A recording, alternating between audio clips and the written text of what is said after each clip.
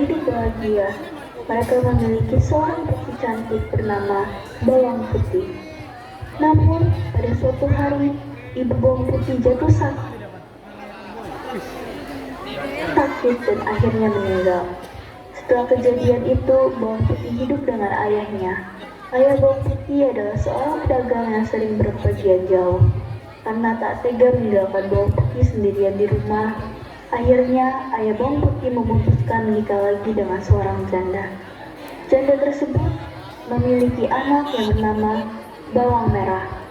Selang beberapa waktu, ayah Bawang Putih meninggal dunia. Bawang Putih sangat terpukul akan hal itu, karena sang ayahlah yang selalu ada untuknya setelah ibunya.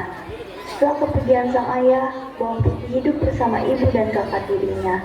Mereka memperlakukan Bawang Putih dengan jahat.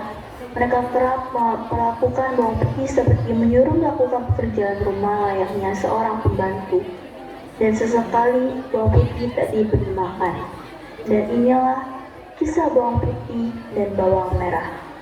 Kisah ini diawali dengan mimpi Bawang Putih yang muncul saat Bawang Putih sedang tertidur. Ayah, ibu, apakah itu kalian? Bawang Putih, apakah kamu baik-baik saja? Iya, ayah. Bawang Putih, bersabarlah nak, sebagaimana perilaku mereka ke kamu, pasti akan ada balasannya. Kami sangat menyayangi kamu nak. Iya, ibu, aku juga sangat menyayangi kalian.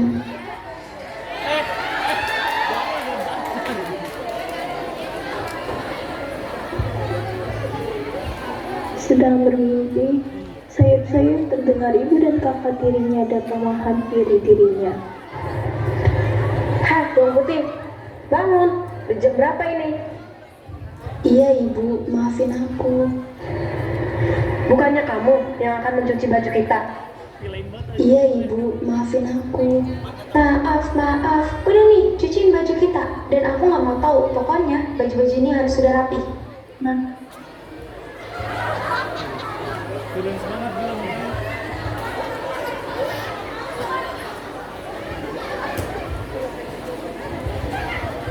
segera Bawang Putih pun membawa cucian bajunya dan pergi ke sungai.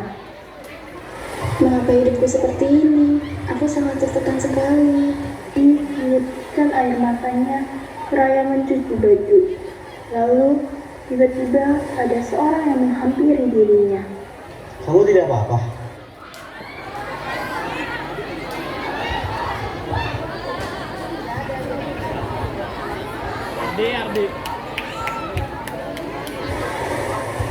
Hah? Aku tidak apa-apa. Kamu siapa? Aku Arya, salam kenal. Tadi aku tidak sengaja melihatmu menangis. Aku Bawang Putih. Terima kasih sebelumnya atas perhatianmu. Aku sudah tidak apa-apa.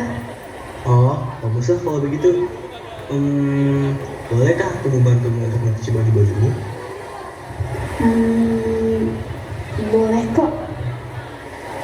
Arya adalah seorang anak bangsawan kaya raya di desa tersebut. Ayahnya adalah seorang pengusaha tambang di sana. Mereka berdua pun akhirnya mencuci pakaian bersama diselingi obrolan-obrolan ringan. Lalu, datanglah salah satu pembantu Arya memanggil dirinya. Den Arya dipanggil nyonya. Iya, aku akan segera ke sana. Terima kasih telah membantuku. Iya, sama-sama. Ya sudah, aku duluan ya. Iya, hati-hati ya. Setelah Arya pergi, Bawang Putih melanjutkan mencuci baju. Bawang Putih tidak menyadari bahwa ada batu yang membuat salah satu kain terhanyut di aliran sungai. Hal itu membuat Bawang Putih pun panik karena kain tersebut adalah kain kesayangan ibu tirinya. Lah, kok kain merah itu tidak ada? Apa jangan-jangan terhanyut? Aku harus segera mencarinya. Pinggiran sungai itu. Permisi. Bawang Putih mencarinya di sepanjang sungai. Ia juga bertanya kepada orang-orang yang berada di pinggiran sungai itu. Permisi, Bu. Apakah Ibu melihat kain yang terhanyut di sungai ini? Maaf, aku tidak melihatnya. Kamu bisa bertanya sama orang lain.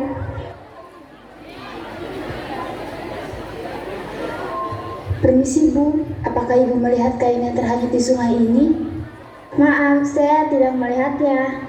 Mungkin kain itu sudah tidak bisa ditemukan lagi. Setelah bertanya-tanya kepada orang lain, kain tersebut tetap tidak ditemukan. Bagaimana ini? Jika tidak ditemukan, aku akan dimarahi habis-habisan oleh Ibu.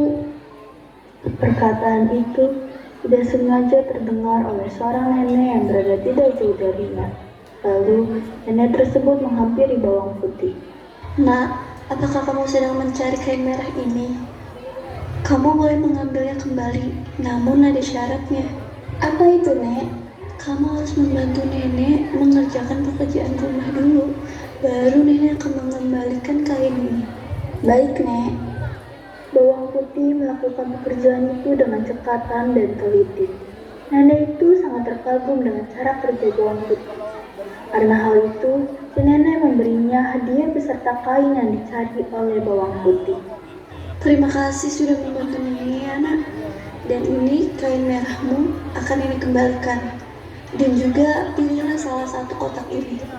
Terima kasih, Nek. Tetapi aku hanya menginginkan kainnya saja. Tak perlu sungkan, Nak. Ambillah salah satu kotak ini. Nenek memaksa. Baiklah, Nek. Aku akan memilih kotak kecil. Terima kasih ya, Nek. Aku pamit dulu. Ya, sama-sama. Hati-hati dalam perjalanan pulang ya, Nak. Setibanya dari perjalanan yang melelahkan, bawang putih segera masuk ke dalam rumah. Ia disambut dengan omelan ibu tirinya. Dari mana aja kamu? Jam segini baru pulang. Paling dia habis ngegodain orang di sana. Tadi kain yang biasa ibu pakai hilang dan aku harus mencarinya. Apa?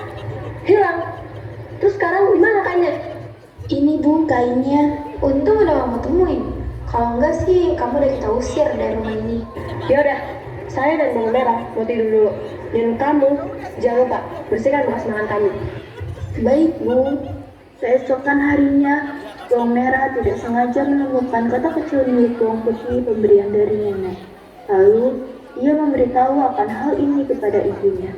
Bu, Ibu lihat ini. Apa itu bawang merah? Aku menemukannya di tumpukan baju bawang putih. Coba buka, kita lihat apa itu isinya. Alangkah terkejutnya mereka berdua melihat apa yang ada di dalamnya, yaitu perhiasan yang berkilau yang menarik mata mereka. Segera mereka memanggil bawang putih. Bawang putih, kemarilah. Kenapa Ibu? Kamu mendapatkan kotak ini dari mana? Aku mendapatkannya dari seorang nenek yang menemukan kain Ibu kemarin. Mereka kemudian merasa akan menjadi sangat kaya jika memiliki perhiasan yang begitu banyak. Tetapi karena keserakahannya, ia ingin meminta lebih banyak. Dalam pikiran bawang merah dan ibunya, jika kotak yang besar diambil, pasti mereka mendapatkan lebih banyak perhiasan. Segera bawang merah melakukan hal seperti bawang putih lakukan, lalu tibalah ia di rumah sang nenek. Permisi. Kamu siapa ya? Ada perlu apa kamu kemari? Aku saudari bawang putih. Aku mau meminta kotak besar seperti yang nenek tawarkan kepada bawang putih dong. Boleh saja, namun kamu harus membantu nenek mengerjakan pekerjaan rumah dulu. Baru nenek akan memberikan kotak yang engkau mau. Dengan arogannya, bawang merah menolak permintaan sang nenek. Hah? Untuk apa aku melakukan pekerjaan rendahan seperti itu? Lebih baik nenek segera memberikan kotak besar itu. Hal tersebut membuat sang nenek memenuhi permintaan bawang merah itu, memberikan kotak besar untuk bawang merah. Bawang merah dengan senang hati membawa kotak besar yang diberikan si nenek sambil membayangkan betapa banyak perhiasan yang akan ia dapat. Setibanya di rumah, ia segera bertemu ibunya dan memberitahu akan kotak besar yang baru saja ia dapat. Ibu, lihat ini. Wah, kerja bagus anakku. Kamu memang bisa diandalkan. Iya dong, aku gitu loh. Dengan cepat, mereka berdua membuka kotak besar itu. Alangkah terkejutnya, ternyata di dalamnya adalah serangga dan ular berbisa. Hah? Apa ini? Kenapa banyak sekali ular dan serangga? Aku juga tidak tahu, Bu. Segera mereka berdua menjauh dari hewan-hewan berbahaya itu. Tetapi Semua sudah terlambat. Salah satu ular menggigit mereka berdua dan akhirnya mereka berdua pun meninggal. Ketika Bawang Putih mengetahui bahwa kakak dan ibu tirinya telah tiada, ia merasa sangat kehilangan. Setelah dilakukan proses pemakaman, Arya pun datang menghampiri Bawang Putih. Bawang Putih, aku turut berduka cita atas meninggalnya ibu dan kakakmu. Terima kasih Mas Arya, tetapi sekarang aku sudah tidak memiliki siapa-siapa lagi, tinggal aku sendiri. Masih ada aku, Bawang Putih. Hah? Gimana maksudnya? Aku berniat meminangmu. Apakah kamu mau menyatu dengan aku, Bawang Putih? Baiklah, aku mau Mas. Akhirnya, mereka berdua pun menikah dan pernikahan tersebut ramai didatangi banyak orang, dari nenek dan teman-teman sebangsawan Arya. Mereka hidup sangat bahagia. Untuk pesan moral yang dapat dipetik oleh dongeng Bawang Putih dan Bawang Merah adalah, jadilah seorang yang rajin, maka orang lain akan menyukai kita. Selain itu, ingat sifat yang serakah tidak akan membuat bahagia, justru akan membawa kesusahan di masa yang akan datang.